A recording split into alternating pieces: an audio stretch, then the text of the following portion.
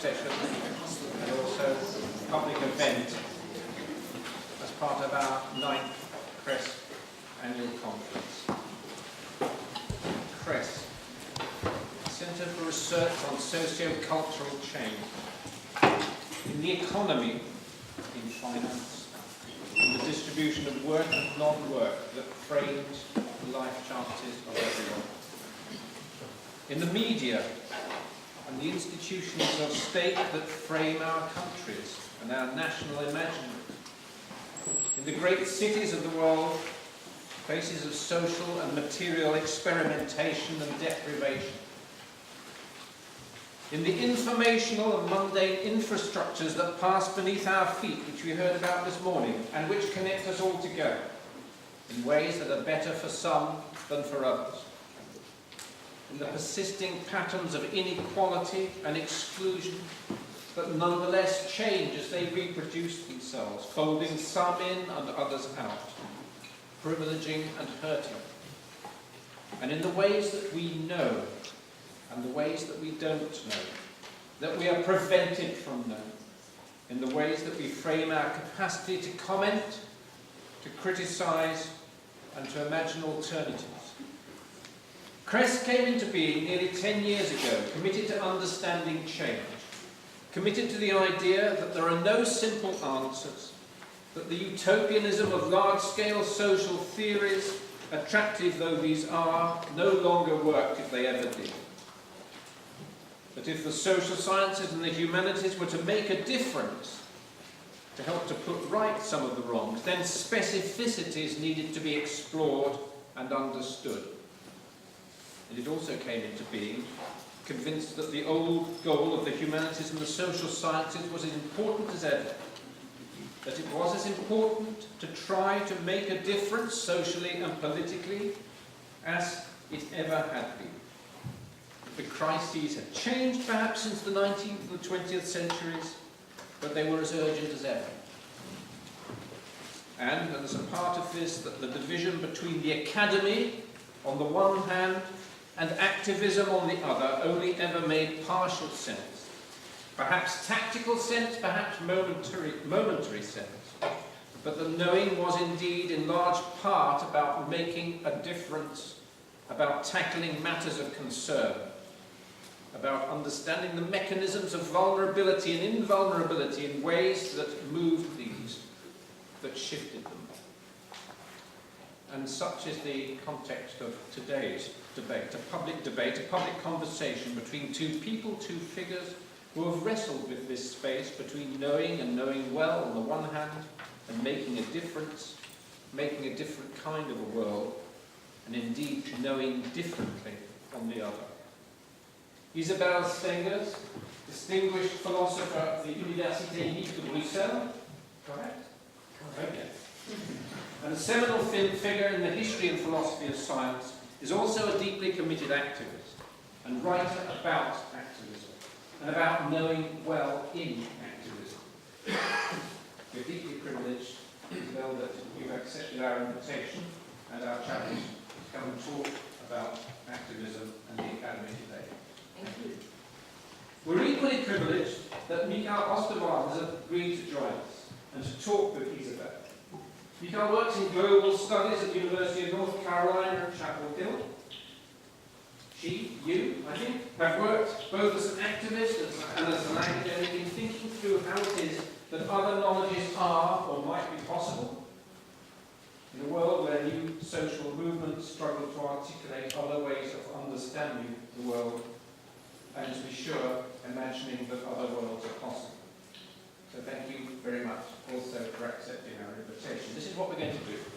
Each of our speakers will make an opening statement, about 10 minutes long. They'll each talk about, these are their words, facing destruction, thinking with and beyond the academia-activist divide. Then they will discuss, pick up points from one another, and at the same time we'll open up the discussion so they can think and we all can think with points on the floor.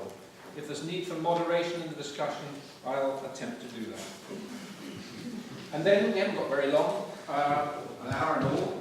To conclude, I'll ask them if they want to make a brief closing statement, at which point I will pass the microphone, except I'm not using one, to Penny Harvey, our convening director, who will briefly close the 9th CRESC annual conference. Thank you very much. Isabelle. Thank you.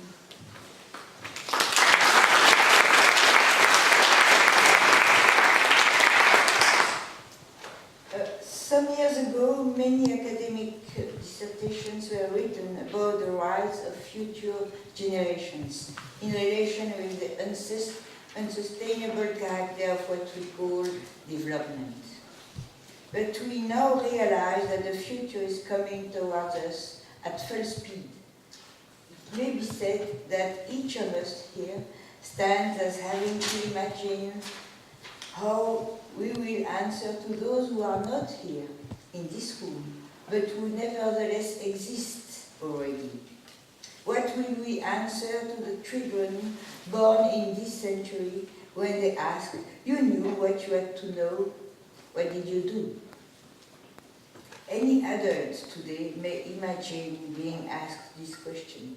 However, as academics, I would claim that we stand in a special position. It may indeed happen that some people outside the academia trust that we who are selected, it is said, trained, paid to think, it is said, imagine, envisage, propose, are indeed doing so about the future we face. And there may also be young people entering university with the hope of getting a better understanding of the threatening world we live in. My question is thus, are we able, and I'm not speaking about CRESC, are we academics able to consent to this trust, to accept giving it the power to affect us? Or will we answer with the sad tale that we are or were really too busy satisfying the relentless demands to which we have now to conform in order to survive? I am not speaking here only of knowledge economy and the imperative to produce knowledge of interests for the competitive war games of the corporate world. As you very well know, since UK was a pioneer in this matter, even academic fields where no patents can be produced have now been submitted to general imperative of benchmark evaluation, have to accept the judgment of an academic pseudo-market ruled by blind competition and all that. In short, we must admit that we have been successfully asked to surrender a great part of our freedom to dissent. We have now to tell our students to choose subjects leading to fast publication in high-ranking specialized journals about professionally recognized issues, that is, in general, issues which interest nobody but other fast publishing colleagues. We have to tell them that if they want to survive, they have to learn conforming to the blindly normative frames imposed by such publications. My first point is thus, whatever the future, research institutions are not, it seems to me, equipped to formulate or even envisage this future in a way which would meet the trust some people may still be naive enough to entertain about us. And we know that everywhere the same disempowering processes are at work. Everywhere a similar cut-off is produced, separating people from their capacity to envisage, that is also to feel, think and imagine. Everywhere a same kind of attack has been launched, which I claim has the character of a sorcery attack, obstinately, sneakily and wickedly paralyzing our capacity to resist. This is why, facing our lack of resistance, I will not speak about guilt. I prefer to speak of shame, remembering that Gilles Deleuze has written that the feeling of shame is one of philosophy's most powerful motifs. and such a motif may certainly be extended well beyond philosophy to all of us who may feel this shame. My second point is to claim that the kind of future we face creates what William James called a genuine option, an option which cannot be avoided because there is no standing place outside of the alternative, consenting or refusing the challenge it offers. The destruction of the academia is not in itself sufficient to create such an option. 10 years ago, I remember, I was quite ready to admit it was a dying institution, richly deserving its fate. Today, however, this destruction is to be seen in the light of the innumerable sorcery attacks which systematically destroy resources to address the future, which systematically cut off capacity to think, that is to resist despair and cynicism. One way or another, a lot of what is being destroyed may be, just like the academy, characterized as deserving its fate. But the meaning of such a characterization has changed. It has become a way of refusing the challenge we are confronted by, refusing James' option. I would name barbarity what we are challenged to face as the most probable outcome of what is going on today. We know the taste of barbarity already. It is the taste of the so-called hard but unfortunately necessary measures authorities of all kinds demand that we accept, with consequences we would have deemed unthinkable yesterday. Well, the day after yesterday, maybe in UK. Such measures, which we already know only too well, are what will multiply and intensify in the future. It is just beginning. Consenting to think and feel and imagine facing barbarity means refusing the idea that other, more deserving figures will come and turn the tables. Messianic perspectives are tempting and even fashionable today, but waiting for salvation from some great outside is also playing in the hands of barbarity. It is also evading the challenge as addressed to us. We will have no tale to tell to those who ask, "You knew, what did you do?" As for me, all the tales I can envisage turn around what some activists have called reclaiming. Reclaiming may be a name, it's a name I propose for facing the generalized barbarity which is coming upon us. And this leads me to my third point and also to the second half of the title we had proposed, the Academia Activist Divide. Reclaiming thus refers, reclaiming, as I said, is a word crafted by contemporary activists, some activists. It refers to a struggle not only against the capitalist exploitation, but also against the capitalist and modern state's ongoing process of expropriation of our capacity to think, imagine, and cooperate. Reclaiming thus refers inseparably to operations of reappropriation of what we have been separated from, and of healing, that is, of recovering or reinventing what this reappropriation demands. This is why it always begins by accepting that we are sick rather than guilty, that is, by understanding how our environment makes us sick. From this perspective, we may certainly consider the vulnerability of our own institutions, the manner in which our university, once so proud of their autonomy, have accepted, in the name of the market, the imperative of competition and benchmarking evaluation. However, the point of reclaiming in our case is not, emphatically not, to struggle for getting back the academia some of us may remember, when the autonomy, they thought, of research was respected. It is rather a matter of problematizing this past, giving it the power to connect with an unknown, making it felt that neither this past nor the present needed to be what they were and are, resisting thus the power of explanation.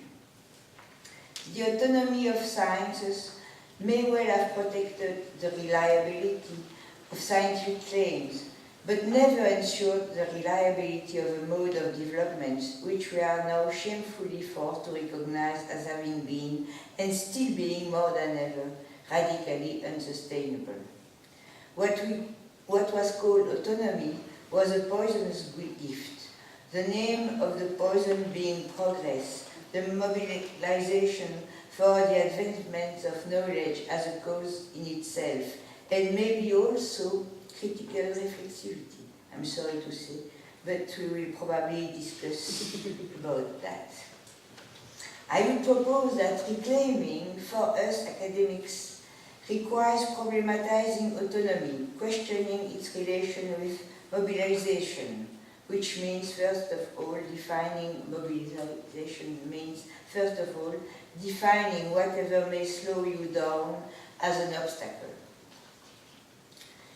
Here the connection with activists may be interesting, because for they themselves reclaiming crucially means recovering from the anesthesia produced by mobilization, as it also infected them.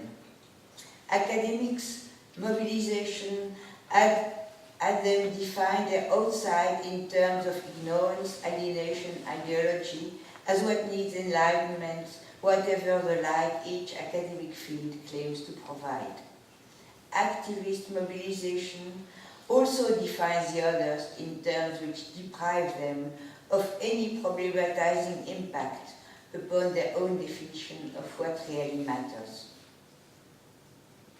Reclaiming is crucially different from mobilization, as it addresses the very anesthesia produced when we proudly cut off our capacity to feel constrained, forced to think by those who do not accept our definition of what really matters. Reclaiming operations, be operations by academics, activists, or Indian peasants, are always particular, partial, because they are always situated, starting at the very point where we have been humiliated, separated from our power to think, feel, imagine, and act. This is the very reason why they need each other, and need learning how to connect with each other, to learn from and give new consequences to each other's experience. Quoting Deleuze and Guattari in A Thousand Plateaux, I would say that reclaiming operations tell about, I quote, an ambulant people of relayers rather than a model society. Or with William James, that their logic is that of the making of a pluriverse, or the weaving of what will always be more than one but less than many. That's two quotations from yesterday. Activists struggle may thus need us academics, but if and only if we reclaim the capacity not to consider them as interesting objects, the fragility, vulnerability, or future or limitation of which we would ponder in a lucid way, but to connect with them as people who, like us, are trying to face destruction, trying to consent its challenge. They may need us, but if and only if we accept what I would call an ecology of partial connections, which demands learning from others, being transformed by what is learned, affirming our depth toward this transformative experience, and exploring in our own terms its problematizing impact.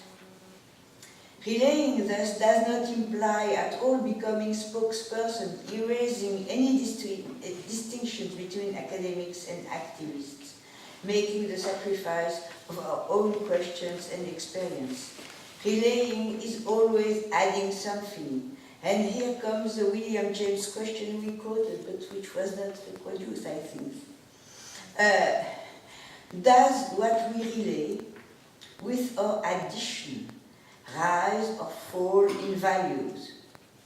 Are the additions worthy or unworthy? This is a testing question indeed, but not a reflexive one.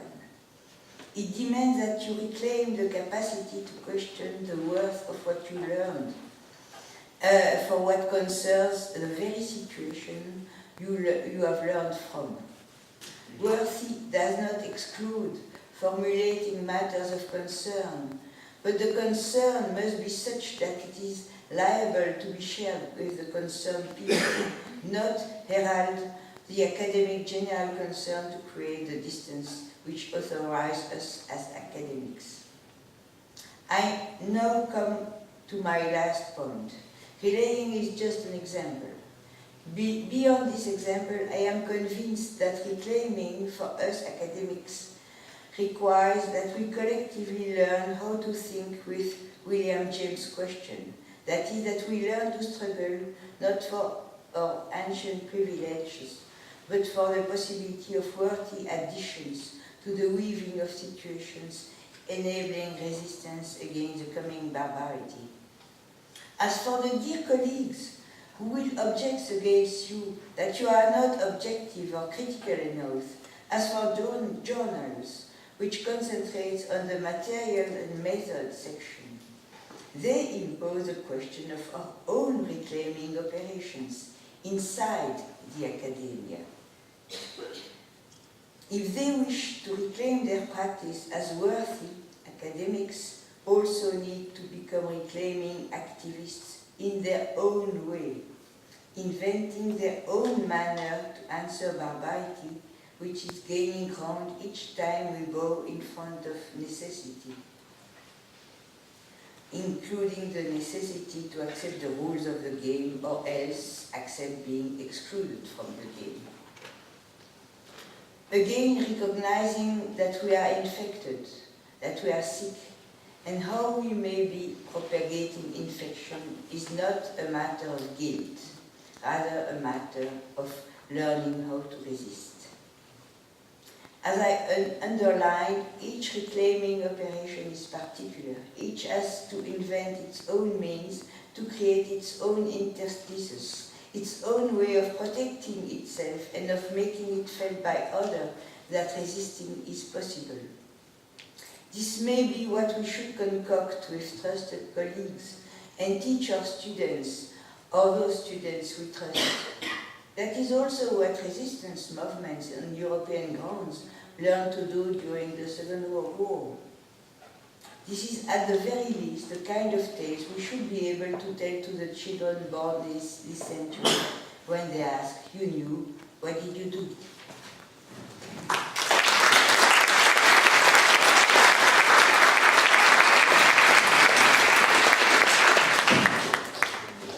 So thank you so much for having me, and especially to Isabelle. I feel like I've really gotten so enriched by these months of exchanging ideas, and I can only do partial justice, and anyone interested, I think I have another paper about Isabelle's work now. So, but I'm gonna just try and go through this quickly, and I have a lot more material in case we need, evidence and stuff, so I might skip some slides as we move along. So I just wanted to start from this slide, because I think it just speaks to how Isabelle and her co-authors really offer us crucial tools with which to confront the present crises that we are all cohabiting, right? Crises that we can recognize often as economic, environmental, political, and social, but that have very profound cultural, epistemological, and ontological dimensions. And that this epistemological level in particular, which is obviously linked to everything else, is something that we really need to engage in if we hope to overcome these crises And I think this is sort of at the heart of why this distinction, this academic-activist divide, is just so problematic. So I think it's important to mention where I come from. John mentioned that I am an activist academic, and where I've come from, I came to academia with activist questions and concerns, and I assume many of us did. And in fact, most of the time, I've been working between those two spaces, actively seeking to blur or just ignore the divide. So a journal that I'm a part of, and a co-editor, founder of, is Turbulence, that was handed out at the G8 Summit, thousands of copies, and got really strong feedback, but asked questions that I would publish in both academic and activist spaces. But even saying this, I have ironically, and in the university I've also tried to be part of activist movements to decenter what it means to produce knowledge in the university. Ironically though, I have had to confront a sort of enmity, or at least a very notable tension, between activism and academia, or rather between what is understood to be properly activist and properly intellectual practice. I could go on with caricatures on both sides of the stereotype, but the point of the matter is that commonplace understandings of activism and politics have been separated from and pitted against definitions of knowledge and thought, as well as knowledge and theory production. For people like me, this division has actually impinged upon my everyday life and passions and gone against my very understanding of what political practice should be. So I don't know if you're all familiar with the accusation, oh my God, you are just so critical and heady, but you didn't do anything to change the world. Or on the other side, where academics critique activists for being too simplistic, utopian, idealistic. I think you know what I'm talking about. So I think we agree on this, Isabelle and I, that this division is absolutely counterproductive and even silly in some ways, because it leads to fundamental misunderstandings about the role of knowledge, but also the role of activism. And I know I'm going to fall into some of my own dichotomies here, which is obviously a risk. Opposing critical intellectual work to political work perpetuates a number of false oppositions between political action and intellectual work that in turn rest on an ultimate cynicism about the substantial political potential of critical knowledge. So I can get schematic about it. It presumes a separation between academia and a real world that takes the political field and its constituent elements for granted and constitutively separate from academic material practice. This in turn builds on the presumption that political action is itself constitutively different from thought, questioning, and intellectual work more broadly. As I shall argue, we need to radically rethink what gets counted as action, let alone political action. And this limited understanding of the political is linked to a naively realist ontology that departs from the modern liberal individual and which in turn neglects possibilities for radically different ways of being, different forms of subjectivity, and therefore different forms of politics and action. In anthropology, which I forgot to mention is the discipline I actually have been trained in, and much of my work has been doing research with movements, there's a rather charged debate between those who do activist research and those who do cultural critique. And without getting into this debate too much, I think that one of the things we find when we read the literature is that even those promoting the need for the academy to be more politically engaged tend to produce a reductive notion of politics, premised on a reductive notion of activism. This rests in part on assuming that politics must take place on behalf of a group of people in struggle, and on the idea that activist or political work require the suspension of complexity. And there's a famous article by Charlie Hale on this matter, and he talks about it as analytical closure. And this is a quote from him. Although what anthropologists mean by the analytical closure required of activist researchers on the ground and in the heat of everyday life of social movements makes sense perhaps on a visceral level, I think it rests on some problematic assumption about the kinds of knowledge and truth claims we associate with political action and activism. It's often presumed or implied that values and logics highly valorized within academic practice, complexity, critique, questioning, investigating, deconstructing, writing, text, are somehow opposed to or at odds with those valued and needed in movements. Conversely, it's assumed that the raison d'etre of a movement or an activist is to suspend complexity in order to take action.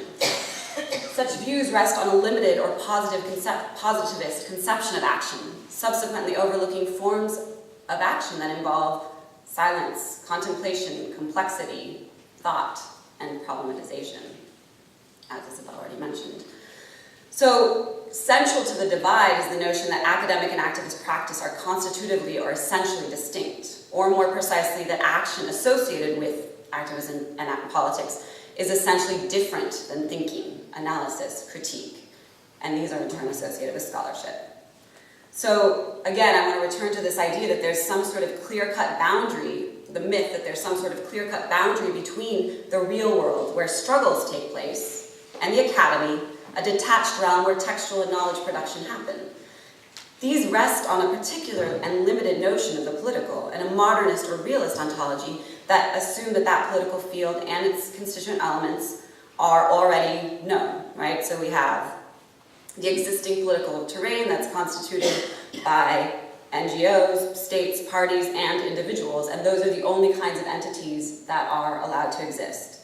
And the implication is that, on the other hand, perhaps on the plane of the textual, analysis, critique, and knowledge production are free to participate in imagining other possible ways of being, other possible social arrangements, other possible worlds.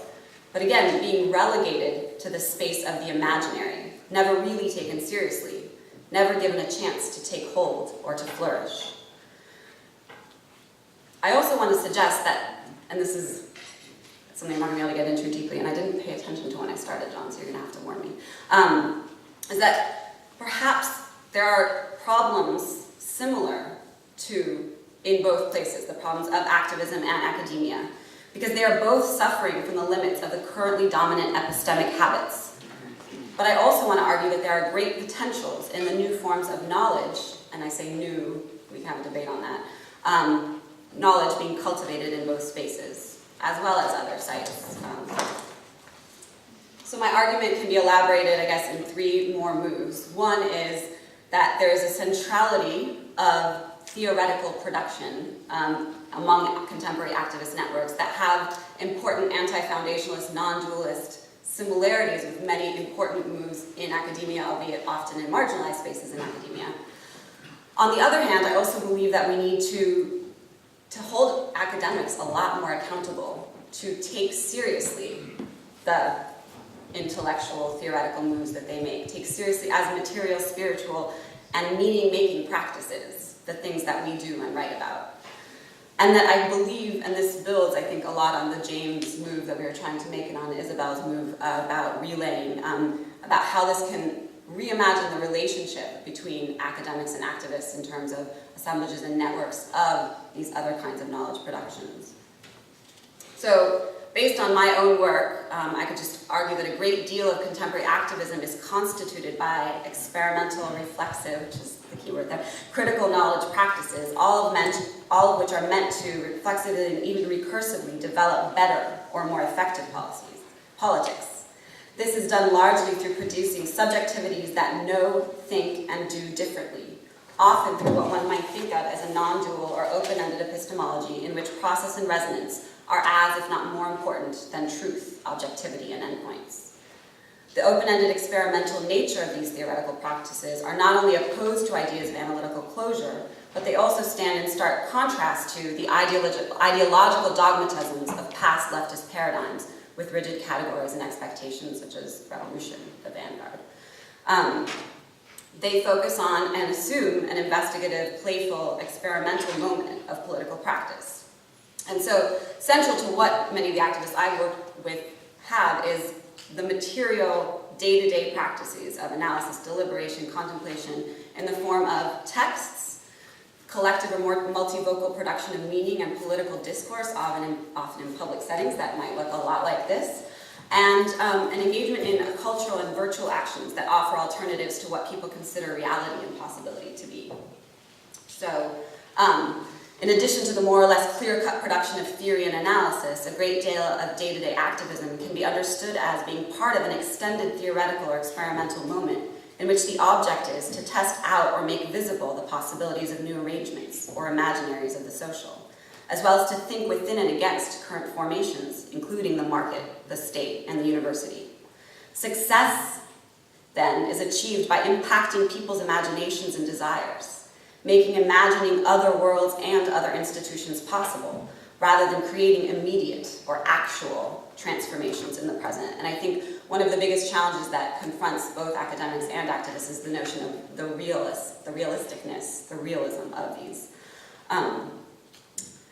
Much as post-structural interventions interrupt hegemonic arrangements, activists chip away at the hegemonic or totalizing vision of social and political reality, instigating experimental or spectacular actions that have semiotic or prefiguring effects on people's imaginations and impinge on their way of engaging with and perceiving society as it currently stands.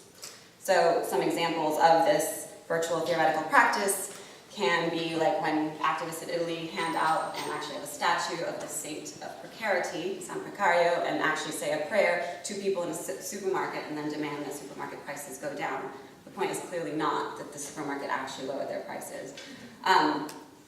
The one demand of Occupy, which many people have always gone back and critiqued Occupy for not having, if you read their own literature, they're very aware that their one demand was occupation, right? It's not a mistake. It's not that they didn't get it and didn't get what political point they had. And yeah, this is the text that we could go back to, but I'm going to take far too long. Am I out of time? Yeah, much out of time. Sorry, I have no idea. So we can just get into the other things, because the other position is what I want to say to academics, but we can get into that later. Thank you.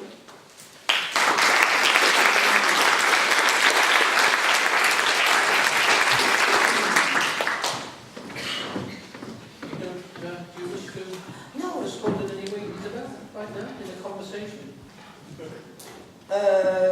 I hope there will be responses, possibility for responses, but not to her, to any of you in the conversation. Okay, so I open it up to contributions, thoughts, questions from the floor, please.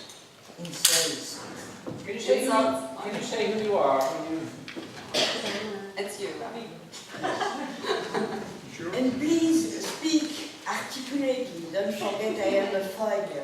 I am.